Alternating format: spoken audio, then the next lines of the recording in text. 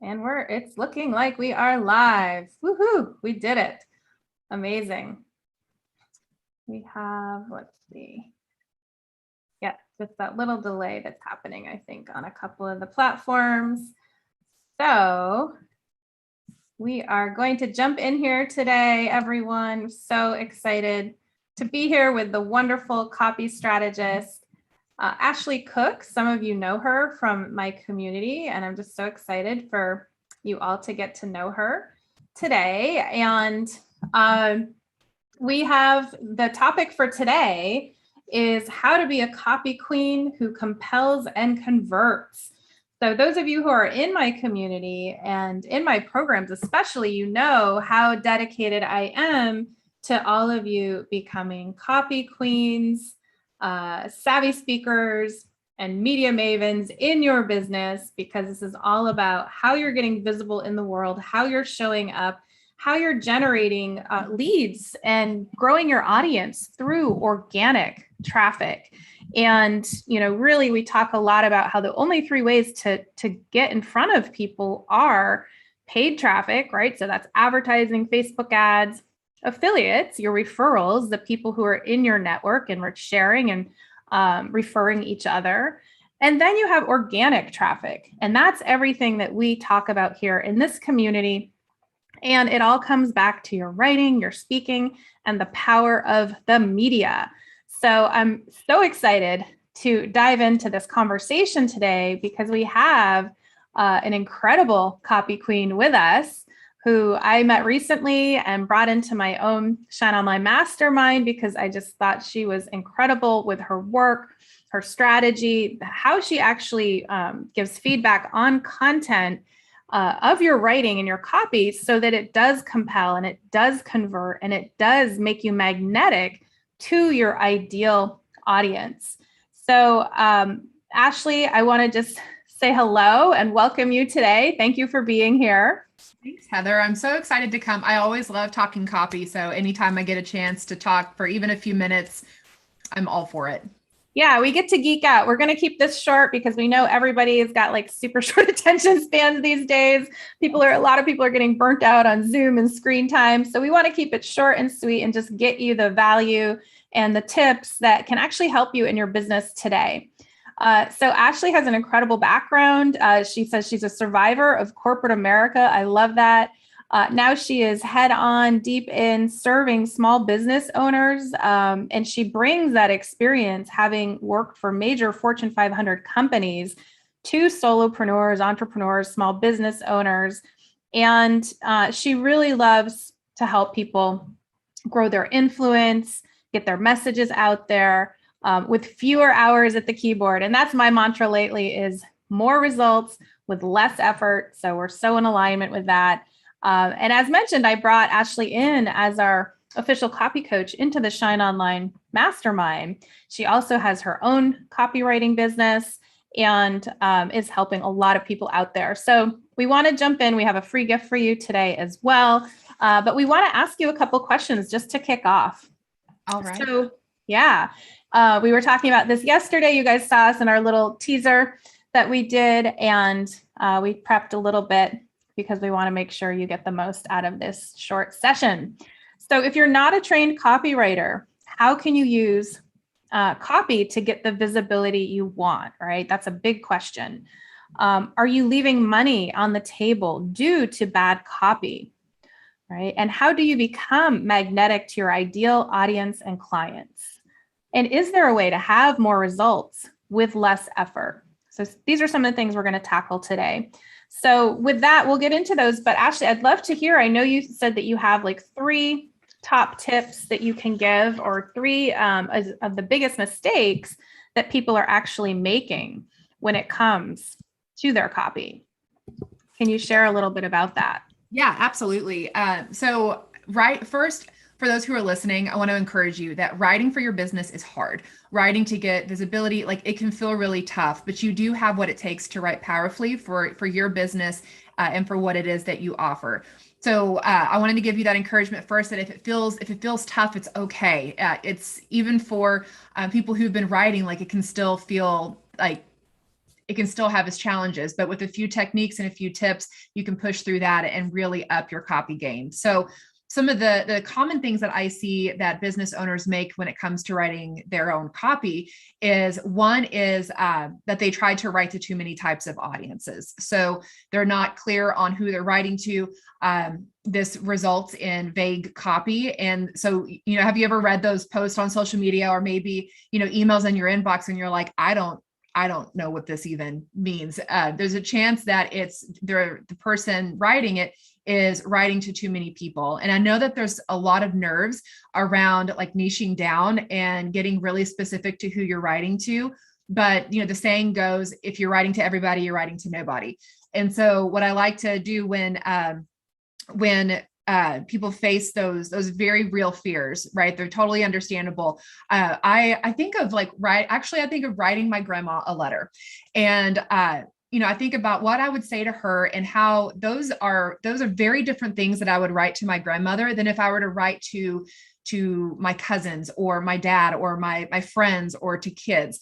Or even to like the whole family. So when you're writing your copy, pretend that you are writing to one person, to your ideal client. Get very specific in how you write to them. The second one is having to think that, and this is one that this still trips me up, and fellow perfectionists, you will understand that you think you have to be perfect, that your copy has to be so perfect before you hit publish. And that you think you have to have all the answers to be able to get copy out there. And that actually freezes people up from making progress in their business. And perfectionism kills growth. And part of that means is that it kills you from being able to publish out copy. So what I like to say is that writing copy is like being a painter. You're always one brush stroke away from having like the perfect canvas. So just get close and let it fly. A lot of this is experimental. And so, free yourself from that pressure to really to have fun with it and play with it and experiment. And then the third has to do with readability. So especially for those who are experts in their field. So if you are like the credible authority in your field, chances are you've got some words and some jargon that might be slipping into your copy. Maybe you're overcomplicating sentences, or your paragraphs are getting super long. So just, be careful of that. Write short, snappy sentences. Pretend that when you're writing in a way that your seventh grade neighbor next door could read and understand. So those are the three of the common things that I see across, and it's not even like niche specific. I see it across business owners, whether they're coaches or practitioners or, actors, things like that. Oh my gosh, this is incredible. Okay, so quick recap. So write to one person. I love that. Obviously, your ideal person that you're wanting to reach. Let the perfectionism go.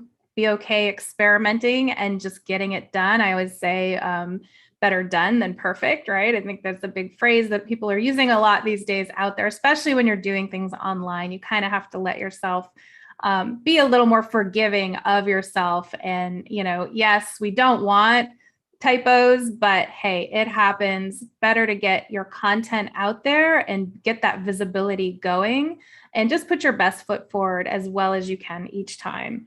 And then I love this, the readability. And this is, I think, really important too, is, we talk about how USA Today is written for like a third grade level of education. And that a lot of times in our online marketing, we want to make sure that it is somewhere between the language you're using, like third grade to maybe junior high level, so that people can really get what you're saying. And, when you're talking... It's true. The lower, the seventh grade is being generous. So trying to, well, especially like, and some of it's knowing your audience, right? If you're a doctor and you're writing to other doctors, that's different than if, you're making a pitch to USA Today and you're appealing to a broad group of the population. So know your audience and make sure that you're writing to that readability level.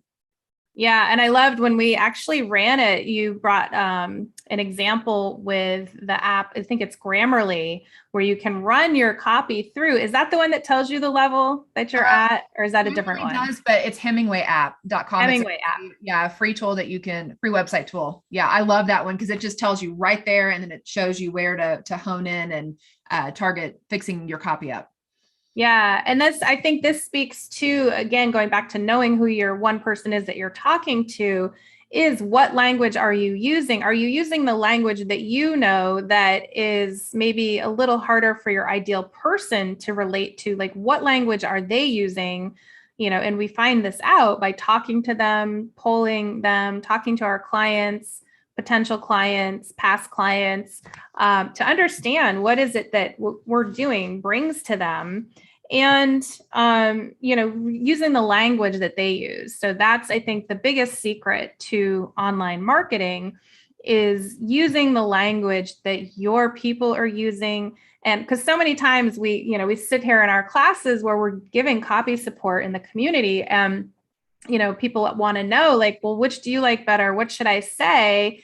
And my response to that typically is, well, let's go ask your community. Let's run a poll in your Facebook group, or put it out to your current clients and ask them which they relate to better. So fabulous tips all around. Thank you for identifying those 3 big mistakes and how we can address them. And I'd love to ask you about some more of these things we've been talking about.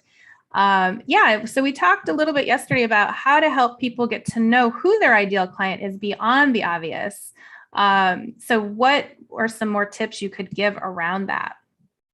Around getting to know, like, how do you start deepening your knowledge of your ideal client? Yeah. Yeah, I think when we think of, well, tell me about your ideal client, a lot of us will shoot to saying things like, well, it's a 50-year-old woman named Janice who makes $75,000 a year. She works and she's tired. But that's not really like that. That's a great start, but it's not really like the level of depth that you want to go to when it comes to writing your copy. And when you're talking about using the language of your ideal client, it's so true. And it may take you a little bit to start to kind of hone in on it, but that clarity will come with action. That knowledge, that learning will come the more that you take action. So you may not, your target audience may start to be refined the more that you have these conversations. So one of the things that I encourage my clients to go to do is to find out where your ideal client is hanging out and go hang out with them. So what groups, or what Facebook or social media groups are they on? What blogs are they reading? What podcasts are they reading? Where are they hanging out and what are they listening to, and start absorbing that information. But don't be afraid to talk to people. Ask to do 20, 30-minute market research interviews and ask those questions. If you're able to record those, because you can use that exact phrasing that you learn about in those calls or in your surveys. If you're doing surveys, you can use that in your marketing, because the goal is when you write, you want your perfect client to read it and to be like, oh my gosh, they're talking to me. Or if you're doing a video, that they're watching it and they're like, oh my gosh, can she see me? Like what's going on? You want to be that much in their head and that much in their heart. So, always be deepening your understanding and pushing to, not even just pain points, but how are those pain points manifesting in their life? So I think of, a couple months ago, I threw out my back and I have no idea what I did. I never felt like a muscle pull. I never felt like my back tweak. I just woke up and had to use a cane, and it was a terrible back pain. Now, if you were a massage therapist or a chiropractor or some kind of practitioner that helps with that, if you were writing copy, you could leave it at, some like a 30-something-year-old woman who has back pain or who's tired of her back hurting, but try to get a little deeper. Like, how is that back pain manifesting? So when I think about that back pain showing up in my life, it's, having to brace myself against the wall if I felt a sneeze coming on. It was, having to have my husband help me up off the couch because I couldn't get up on my own. So don't be afraid to get really specific and ask yourself, how is this showing up in their life? How will what I offer, my solution that I offer, show up specifically in their life? Those specific examples will speak far more deeply and touch and reach like your target client than just saying, are you tired of back pain? Yeah. And I love getting up off the couch, like having to roll on the floor and do child's pose to get up off the, Like that kind of specificity is really right. Having to lean into your crutches or cane or whatever it might be. Yeah. I love this example that you're giving because it shows the type of specificity and how we can keep asking the questions to go one level deeper and then go one level deeper. Right. So it's, if for that example, it's like, got back pain, like, that's pretty general. But then when you said like tired of, needing to brace yourself on furniture to move through your apartment or roll off the floor, have your husband help you off the couch. Like when you start getting into that language that's so specific, that's where people are going to, your ideal person is going to say, oh my gosh, yes, that is me. So I love that example. And I think this brings us kind of to the 2 points that I'd love to address with you is the core messaging and the positioning. So really, we want to start with positioning because that's where we identify what makes you different and unique and sets you apart from the crowd. And when we're getting into especially visibility, PR, marketing, all of those things, this is like one of the number one things that we want to start with is we have to know how we're positioning you in the world so that everything is going to be built off that foundation. And then your core messaging is built from that positioning, right? So you have your actual position of how you're being presented to the world, the public at large. And then how are you conveying that positioning? What are the outcomes that you bring? And how are you speaking to this, audience? So when it comes to, establishing your positioning or your core messaging, do you have any tips around anything there that we might be able to help people with today? Yeah, I think so. When I talk to a number of business owners, some of the common things that I hear from them are, well, there are tons of others who do what I do. Like, how in the world can I stand out? And yes, there may be others who do what you do, but there's no one who does it how you do it. There's no one that has your background and your experiences and your perspectives to what you're doing. So, even if there are a dozen others near you who are doing the same thing, you're bringing something very unique to the table. So start looking for those ways that you're different and pulling from the things from your background, your personality, your things that you've experienced and gone through that kind of got you to where you are today. What are you passionate about? How can you serve people in a unique way that others may not? So how do you go above and beyond in the services that you provide? So where, if you're providing a service or offering a product that may be similar to how others are, what are ways that you can go above and beyond and really go that extra mile to up your service and improve that customer experience in a way that really is just special and unique to you? What do you include in your services that no one else that does? So really it's just finding what are those things that make you unique, those key differentiators that set you apart from anyone else who may offer something close to what you do. And I think also it's when you're looking at what, from a positioning standpoint, it's not being afraid to be you. I think, we hear that all the time, like, be you, be authentic, like, be transparent, all that. And it's tough because we hear that online, but then we go on social media and we see all these perfectly curated kind of experiences in the best face forward. And yet we're also being challenged to like be authentic and be ourselves. And, I was actually challenged on that recently because I slipped into because I was posting and I was talking with a colleague of mine, and she was saying, you just seem to be doing, so great that I forgot that you still face challenges. And it was a reminder to me that, okay, I need to check how I'm showing up for others, just to let them know that, we're all human. Like, make sure to show that human side of you as well. And you can show that human and that vulnerable side and come at it from a position of strength, which also sets you apart and makes you incredibly like magnetic and appealing to others because they see you being you. I love that. And we often talk about, especially when we're working on our base, like press materials and the positioning and the bios, telling your story is like mixing that credibility with the humanity of who you are. And nobody wants a perfect, polished, person that only has amazing credentials. Like, people want to actually know who you are and get to know your personality and feel your story and those things that happen to you in your life that make you unique. And I love what you said earlier. It's like, absolutely, you're doing something that only you can do in the world the way you do it. And a lot of people that come in looking to do more of this visibility work, they're questioning, am I really an expert, or do I have enough experience or credibility? And my answer to that always is that you only have to be 5 minutes ahead of the person behind you that needs your help.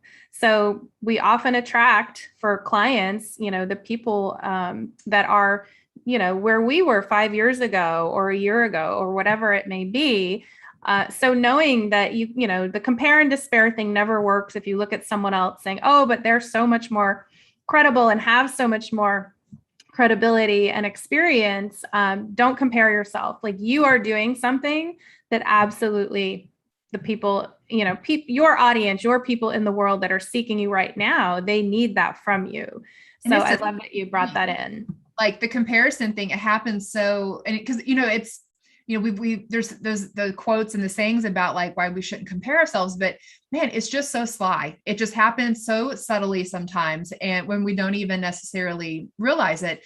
But, another thing that I would encourage people to do on when it comes to messaging is to not be afraid to get support and to get help. And I think that's where your Shine Online Mastermind is such an incredible offer and such our program, because you're not letting people just figure it out on their own and get stuck in their head. Because a lot of times that freezes people up when it comes to writing or really making progress, is that they just keep it in their mind. They don't actually share or seek help to get unstuck. So they just end up being in that swirl. And help getting support and getting a trained eye to look on your material is huge. It helps you to get clearer and more straight to the point, with your writing. It helps you to trim down the fat. And as you know, in the world of PR and pitches, it's all about how do you communicate in the most powerful way with the fewest words. So, don't feel like you have to struggle alone. There's people out there who can support you, and coaches and programs that can really help you to accelerate your results, so that you're not just kind of guessing your way through and missing out on potential opportunities because, you're not sure how to write something. Very good point. And yeah, I would love to also, on that topic of having good copy for your business and why it's so important to get, a trained professional to help you with your copy. You had some interesting statistics and numbers. We're talking about if people are actually leaving money on the table due to bad copy. And if you can share some of your stories around that. And I think you have an anecdote too about having good copy and what the result of that was for a recent launch. Yeah, and I go back to years ago when I was in this negotiations training, and we were always taught to look at, like, with this exercise that we did in the training was, we went through this, we practiced these negotiation tactics, and then afterwards we found out, like, we kind of like put all the cards on the table, and we were able to learn how much money we actually left on the table from whatever deal it was that we were making in that simulation. And that to me was the biggest eye opener of, oh my gosh, like, how much do we that was the first time I really got the taste of what it meant to undervalue. And that's a little bit different than when you have bad copy, but when you don't, there is a cost to having bad copy. And I think a lot of times we don't think about that cost of not investing in and upping our skills and improving our game. So, it is leaving money on the table. Like that simulation exercise is like, oh my gosh, you do leave money on the table. And so whenever I've done some market research interviews with different solopreneurs who have their own business, and on average, and these are just solopreneurs, right? This is not major companies that have teams and things like that. They're leaving roughly $50,000 to $70,000 a year on the table for having copy that doesn't convert. And that's just like a one-person show. So the stakes get even higher whenever you start scaling up, building a team, et cetera. And I don't know of anyone who wouldn't want to invest to get that $50,000 to $70,000 off the table and into their account. So when you think about like what like bad copy or ineffective copy, what are some of the, like, how is money left on the table from bad copy? There are three ways that can happen. One is, at best, no one sees your copy. it just kind of goes into the void. No one ever reads it. And the reason I say at best is because of the other two reasons, which is bad copy or copy that doesn't convert can draw in the wrong client for you. If your messaging is off, you may be getting the visibility, but it's with the wrong crowd. And then the kind of worst case scenario is how ineffective copy that doesn't connect can actually repel your perfect client. And so this is whenever you write or you say something that actually turns them off and they don't want to have anything to do with you anymore. So that's bad because one, you miss that connection, but two, people talk. So think of when you go to you go to a restaurant and you have like the worst dinner ever, terrible service, awful food, it's cold, it's gross, there's hair in it, all that nastiness, right? What do you do when someone asks about like, hey, I'm thinking of going there for dinner? You say, no, it was terrible. Don't even do it. So that happens whenever a customer has a poor, or a potential customer has a poor experience. And the same thing can happen with your copy. It leaves a bad taste in their mouth, and it can repel them, and it can repel other potential clients. So, and all that adds up into dollars. Oh my gosh, I love it. And actually hearing the numbers, like that's great that you did that kind of market research to find out like the actual value and the cost of when you're not having that copy that is actually attracting the right people. And I love that it's just equally repelling, right? Like, so, you know, a lot of people will say we want to repel the people who aren't our ideal people, but we definitely don't want to be repelling our ideal clients or audience. So yeah, this is powerful stuff. So important. And thank you so much for bringing all of this wisdom to us and insight today into your brilliant copy mind. And I'd love to also share, I think we have something for people they can download from you, a free gift. Do you want to tell people what that is? Yeah. So especially like whether you're a solopreneur or you have a small team, like anyone that I've met who owns a business is short on time. They want to be able to write better and write faster, right? So I put together just a fun little checklist that has 10 different free tools on how to write your copy, how to write more compelling copy quicker. So we mentioned one of those tools, the Hemingway app, that's on the list. And then there are 9 others on there that can help you to create content and create copy that's going to be more powerful and to improve your skills along the way. And also included on that, I have seven, oh my gosh, it's a tongue twister, 7 simple tips on how to become a copy queen and write copy that shines. So it's just a free 1-page download that you can just snag and start using as soon as you hit download. Beautiful. Yeah, we've got the link here in the post. So go ahead and grab that gift, start using those tools. We, encourage all of our incredible women in our Shine Online community to use them when they're creating their materials, and then give them, the additional eyes on their materials once they've got their documents in really good shape, which a lot of these apps really can help you get to a solid place. And then we can come in with our expert eyes on the content and the feedback and really help take things to the next level. So this is awesome. This has been really exciting. Ashley, I thank you for coming out today and joining us here in the community. She's in the community for any of you who want to connect with her. She's here in the Shine Strategy Insiders Facebook group.